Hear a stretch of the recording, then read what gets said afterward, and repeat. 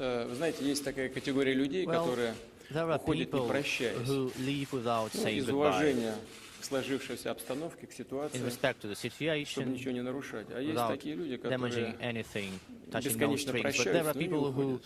Say goodbye over and over again, but they do not leave actually. So the current administration is the second kind of people, I think. Что мы наблюдаем? What do we see now? В Соединенных Штатах. Мы наблюдаем продолжающуюся острую внутриполитическую борьбу.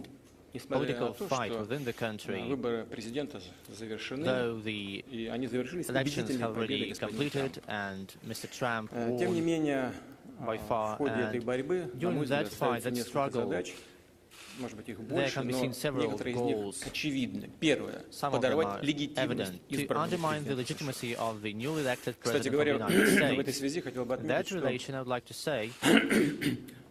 вот хотят этого люди, которые это делают или не хотят, они наносят интересам Соединенных Штатов огромный ущерб. Такое впечатление, что они, потренировавшись в Киеве, готовы у себя в Вашингтоне Майдан организовать, только бы не дать Трампу вступить. Вторая задача — это связать вновь избранного президента по рукам и ногам при выполнении данных им в ходе избирательной кампании обещаний американскому народу, как внутри страны, так и на внешней. Ну, конечно, вот прикиньте, как можно что-то сделать по улучшению российско-американских отношений, если вбрасываются такие утки, как вмешательство хакеров в ход избирательной кампании. Хотя, еще раз повторяю, хакеры ведь ничего не компилировали, ничего не придумывали. Кем бы они ни были, они только вскрыли материал.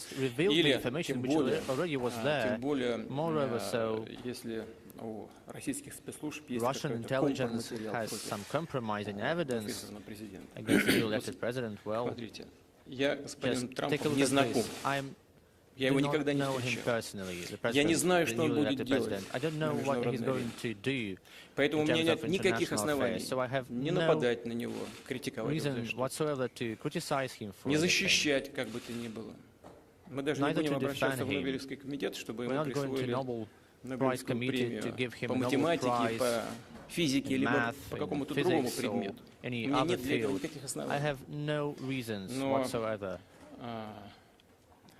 Но вот эти вбросы, это очевидная фальшивка. Трамп, когда приезжал в Москву, даже не помню, когда он приезжал несколько лет назад, он ведь не был никаким политическим деятелем. Мы даже не знали о его политических амбициях. Один из богатых людей Америки.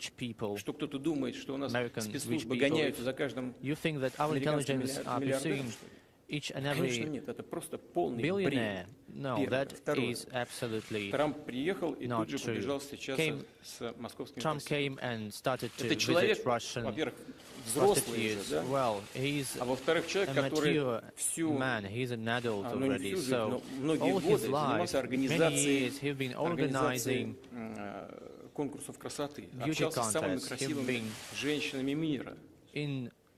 Знаете, conversation and many meetings with beautiful women around the world. So I cannot imagine that he decided to go to some hotel to meet Russian девушками с пониженной социальной ответственностью. With social responsibilities. Хотя они, безусловно, и они у них самые лучшие в мире, безусловно. Сомневаюсь, что Трамп это плюнул на это. Ну, наконец, вы знаете, что хочу сказать? Проституция — это серьезное такое безобразное социальное явление. Ведь молодые женщины занимаются этим, в том числе и в связи с тем, что им, они по-другому не могут обеспечить себя. И это в значительной степени на общество и государство. А вот люди, которые заказывают фальшивки подобного рода, которые сейчас which have been circulated and promoted against the newly elected president of the United States, who fabricate such frauds and use these in their political fight. They are worse than prostitutes. They have no moral limits. Кстати говоря, Россия постоянно имеет дело с такими людьми. Но working with such people, unfortunately, with our opponents.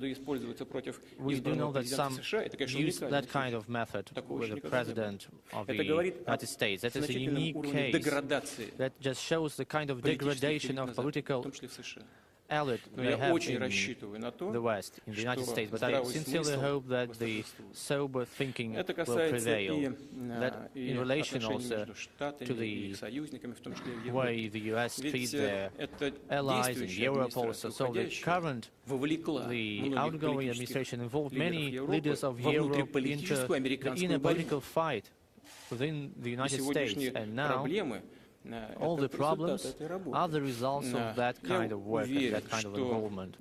So I'm sure that mutual interest will do the thing.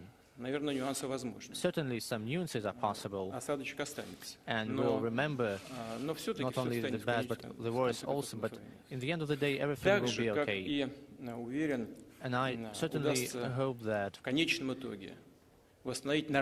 we will have normal relations which would satisfy the interests of Russia, Europe and the United States. Again, normal relations between the countries which would be beneficial for the global economy, stabilization of the situation in the world and security also. Спасибо большое. Благодарю вас.